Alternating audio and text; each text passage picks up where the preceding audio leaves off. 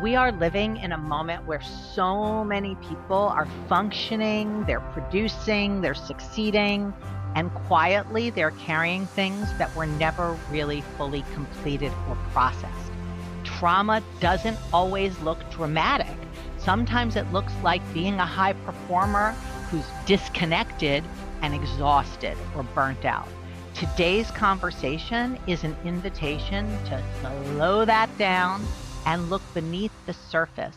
If you have ever wondered whether what you've been through has defined you in some way, or whether there's another way to relate to what you've been through, this episode is going to open up something truly important. Hey there, welcome to Be Unmessable with the podcast. And my name is Josselyne Herman-Saccio. I am your host. And today my guest is Dr. Edith Shiro, who is a clinical psychologist in a private practice in Miami.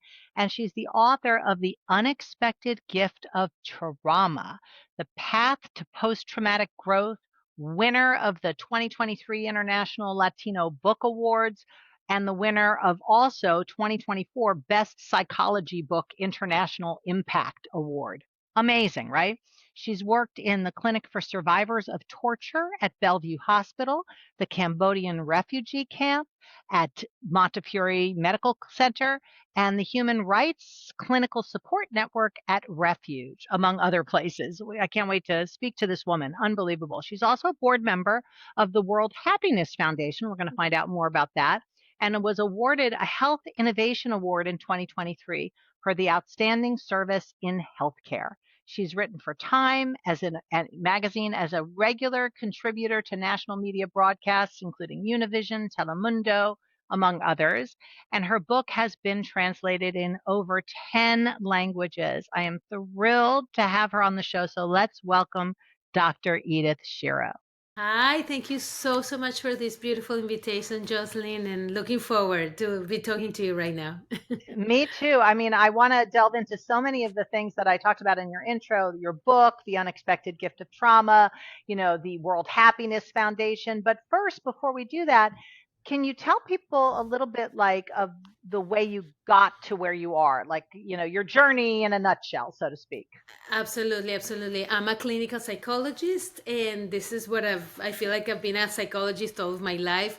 I grew up in a very small community of immigrants, and I'm a daughter and granddaughter of Holocaust survivors, war refugees, yeah, from persecution and war and all kinds of things. And I always had this question of like, what makes people survive and what makes people thrive?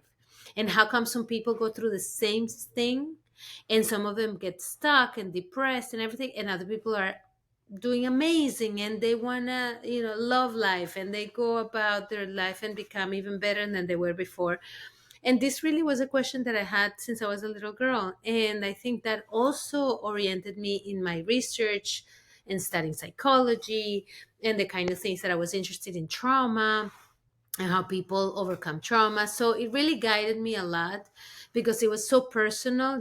This is part of who I am, my family, my DNA, all of that, but also the surroundings. And then, I was born in Venezuela, but then I moved to New York and Boston.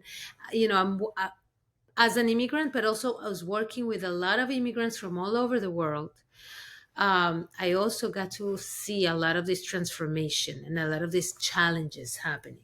So really, this is part of my more than 25 years of work and research. And I've been, I love working with clients and patients and communities and seeing this journey of really transcending trauma and seeing that trauma is not a life sentence, but it's an opportunity to growth. And that brings me a lot of joy to do this. I bet it does. So, if people are listening and they've experienced some trauma, because most people have experienced some trauma, what would you say is the biggest tool that you train people in to transcend their trauma and end up in the world of thriving? So that's a great question because in the 5 stages that I work with, the number one stage is radical acceptance. It's like radical honesty with yourself. And unless we get to a place where we can be completely honest, like look at ourselves in the mirror, either as an individual, as a couple, as a family, or even as a community. I can give you collective trauma examples, like what we're living in right now. There's so Hello. many, right? Yeah, turn on the Yes, news. exactly. Yeah. Exactly. And that, but really, as humanity, or as a family, or as a person, stopping and saying, okay, what's really going on? What am I really doing? I'm having addictive behavior, or I'm depressed, or I'm anxious, or I carry this, pain that I haven't been able to deal with, or I'm feeling so lonely, or I don't get along with anyone, or my childhood was horrible and it's affecting me everywhere in my life. So until we get to that place, it's very hard to start the journey of healing. But once we do that, really, really, really, it opens up for doors that you never expected before. So that's really what I recommend. And it's not easy. It's not easy to do, but it's the thing to do. Being And conscious. how does it talk about your book a little bit and how that can support people in their journey out of the world of trauma, post-traumatic journey? Growth. Yeah, I think that, one of the things that I intended for my book and the work that I do is bring some hope, Jocelyn. Is say, life is hard sometimes. A lot of the times we go through challenges. Some of us have huge challenges, big T trauma. Some of us are smaller challenges, but they're still painful. And to really know that that's not the end of the story, that this is something that we can truly take as an opening. It's like that crack in the vase that says, okay, it's broken, but the light starts to enter and say, okay, this is where I can learn something, this is where I can grow. These are the liminal spaces that you're jumping from. You lost your job and you're about to get a new one, but that in between, you're moving from one city to another, but that in between moment, those are the moments for growth, when we are out of our comfort zone, either by force or voluntarily. That really allows us to stretch and to begin to grow and to begin to learn new things about ourselves and others, to explore, to become more aware of who we are. So, it's a journey. And what would you say, like, as you work with people, what do you think is the biggest thing that keeps them stuck in their trauma? Like, because I'm sure not everybody just pops right through Oh every no. time. So Yeah. what is the sticking point, as I would call it, what messes with them the most? Yeah, yeah, yeah, Yeah. yeah, yeah. I would say, the lack of awareness. We're so good just at using our defenses, our defense mechanisms. You know what they are. We're either in fight or flight or freeze, and we're so good at that. We're so good at dissociating, at disconnecting, using something that keeps us numb. And the more we do that, the less we're capable of entering into the authenticity of who we are.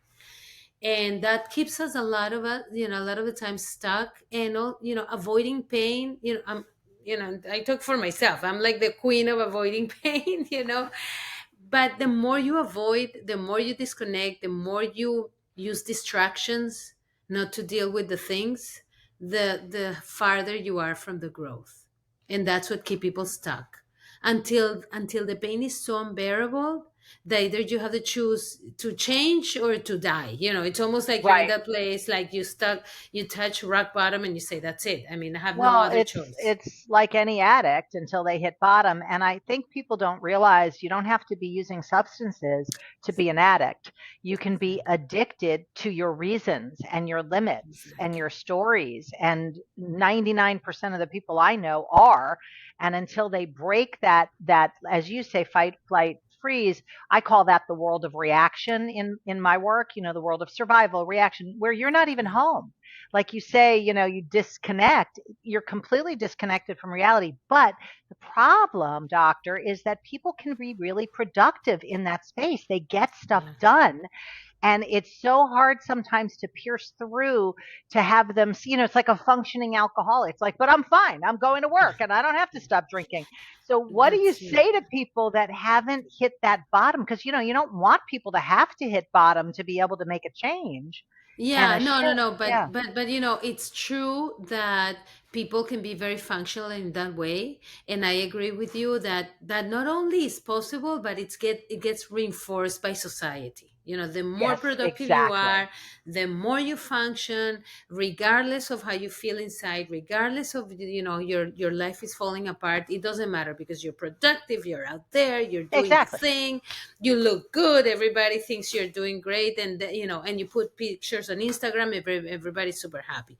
The thing is that what's happening in the authenticity of yourself, it's that everything is crumbling, and it gets to a point when you where you no longer know what's true and what's not true, and the amount of betrayal that you do to yourself in order to please the other, in order to function outside, it's unbearable. That's why you see so many people, for example, in the corporate world, that leave it, even though they were making millions of dollars and they were, from the outside, they were doing so well, but inside they were like miserable. And then all of a sudden, they're coaches and yoga teachers, and they're looking for the light, which I love. It, I think it's great, because it comes a time when you say, I cannot be betraying myself so much, and I cannot be in this addictive behavior for such a long time, that it's like it's gonna make disappear. It gonna makes you.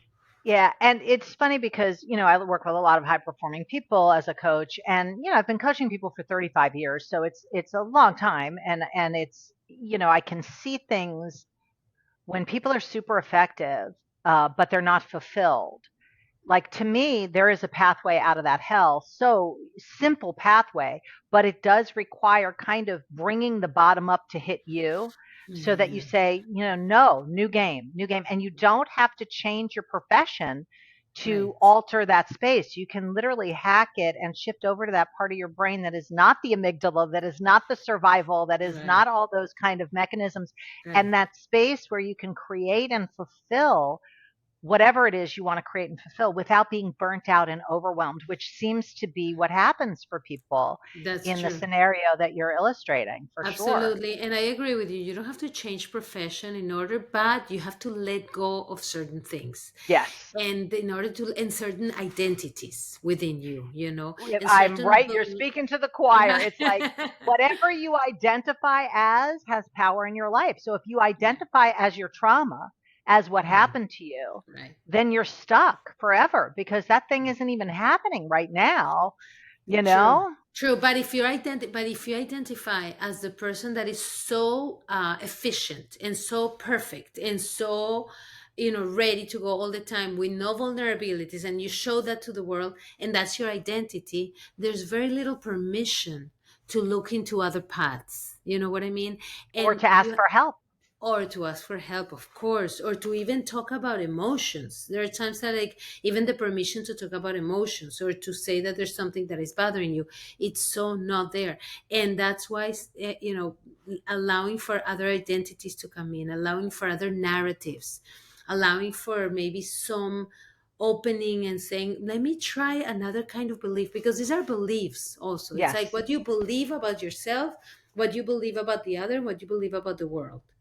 And unless you're able to have that flexibility to really revisit that belief and say, maybe there can be another way, or maybe I can consider another way of thinking, or another value, or another Lens. perspective, yeah, another lens, then you stay stuck in that place.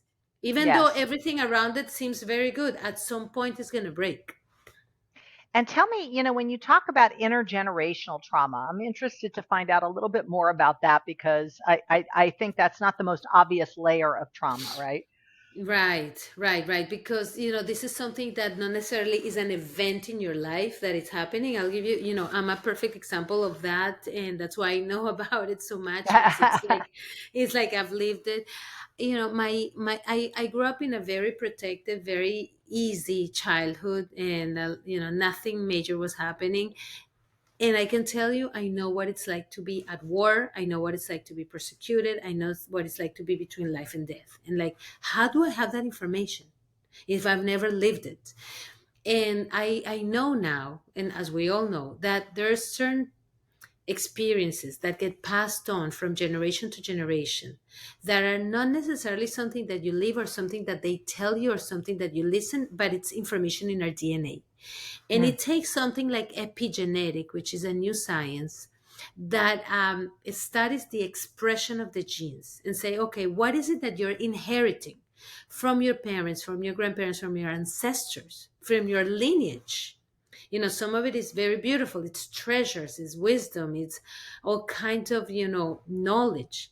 But some of it is the big traumas. For example, the alcoholism is one of them, but also the abuse of a man to a woman, and that belief that men are abusive, or relationships don't last, and that belief that every relationship is going to break at some point, or that children are mistreated, and that happens in every, or not being educated, not going to school because that's not a value. There are all these things that get passed on from generation to generation. Sorry. And Like coughing. As are you okay? Do you have water? I'm good. I should get some Okay. water. Yeah. But that gets passed on, and we don't realize that these are behaviors that are coming from our ancestors, and we still do them, and they're manifested in our everyday lives, and we don't know. Like me, for example, knowing that I have food all the time, that I don't put all my eggs in one basket, that I always have like a plan B, that there's something there, that I don't keep closing all the options, has to do with information about being at war, and not Mhm. trusting 100% that things are going to be okay all the time. No, there might be a chance that somebody's going to The bomb could betray go it, off. that the Yeah. bomb can go off, the government can, like that kind of thing. And I think the more I'm aware of it, the more I become aware of all those inherited beliefs and experiences, the more I can decide what to do with that. The more I can say, I want to keep it, I want to ditch it, I want to transform it, and I don't want to pass it on to my children, for example. That's something that I've worked very hard on. I don't want to keep that cycle of trauma to get passed on from generation to generation. But I do want to pass on all the beautiful treasures and wisdom from generation to generation. So these are very conscious decisions. Yes. Well, they're conscious if you're aware. If you're not aware, it's your unconscious running the show. So the radical Right, awareness I can see as the first step to all of it for sure right, from what right. you're saying.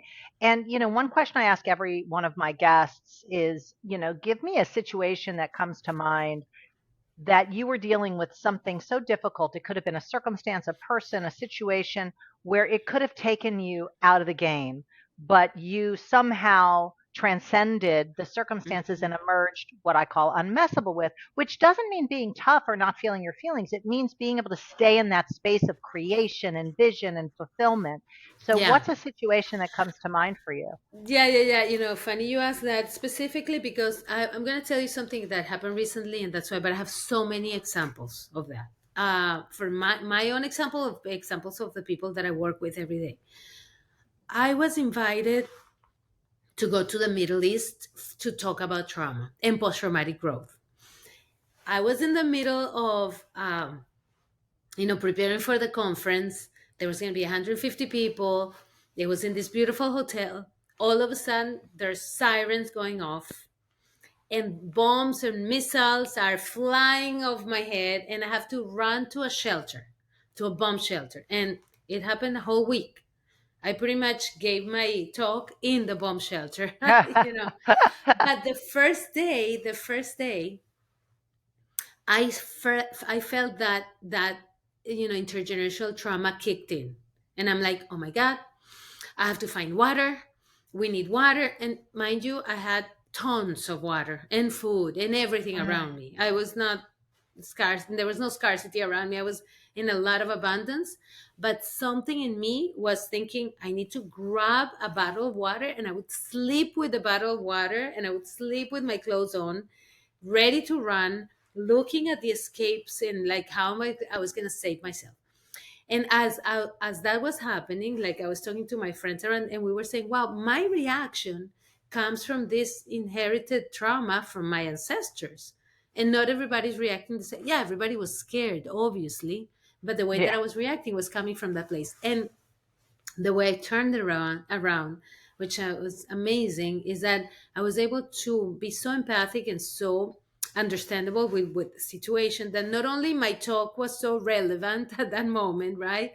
But Couldn't have I written also, that better. Yeah. exactly. But I also was able to work with people around me that were having very high levels of anxiety and stress. And I went to the hospital with them. I started working the ER for like the whole night. People thought that I was a doctor from the ER because I was working with so many people around. But it really turned it into something that I love doing, which is giving back. Because I have those tools. I've worked on this. It's not that it's catching me by surprise in the middle of a war. I was able to take this. That's why I'm unmessable in that way, Yes. because I'm able to take it, to recognize it, to feel it, and to say, what can I do to make this an amazing situation? And it helped me as I'm helping others in the ER and in the survival and in calming them down and helping them with their own psychological issues. It was helping me because I feel so good about Yeah. helping others and about being of service, about being useful, about moving instead of like being all stressed myself. So I was very grateful. I was very That's grateful I could a do that. beautiful example of taking a messable with moment and turning it into an unmessable with moment. I love it. Yes. I Yes. love it. So tell us how, those of the people listening, how they can find you, anything you want to let them know about. Definitely. I mean, definitely, I want people to get into this book and, really check it out because it explains the 5 stages of post traumatic growth. And we It will put really, the link in the show notes so people can access it easily.